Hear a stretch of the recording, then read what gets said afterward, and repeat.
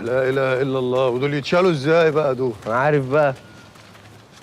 منين يعني؟ يتشالوا من انهي ناحيه؟ من هنا ولا من هنا؟ بص يا سيدي، انت هتشيلهم تطلعهم وانا هعد، لان لازم نقسم المهام.